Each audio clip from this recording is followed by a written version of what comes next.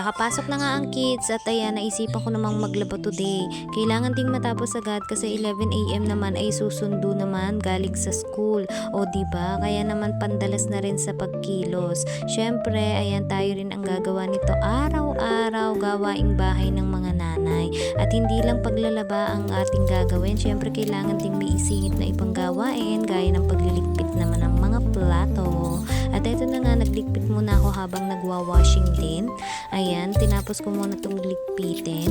Ayan, para naman mamaya ay mag-aalmusal na lang din ako kasi talagang nakakagutom. Ang aga kong nagising 4:30, inasikaso ko yung aking baby girl para sa pagpasok sa school at naisipan ko naman dire-diretsong magsalang ng labahin. Kaya ayan, pagkatapos kong magligpit, tsaka lang ako mag-aalmusal kasi wala na tayong energy. Ayan, kakain na nga muna tayo pagkatapos nito.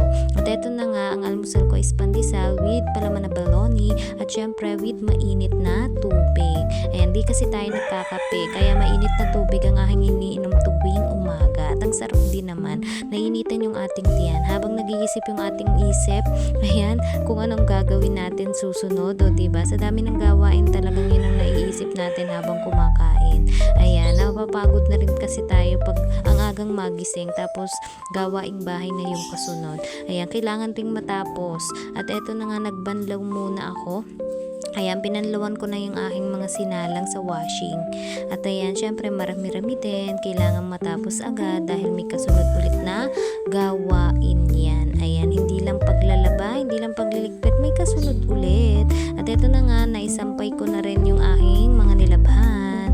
At syempre, walis-walis naman sa loob ng bahay. Maalikabok, kailangan magwalis-walis. At sinundan na namang luto agad. O diba?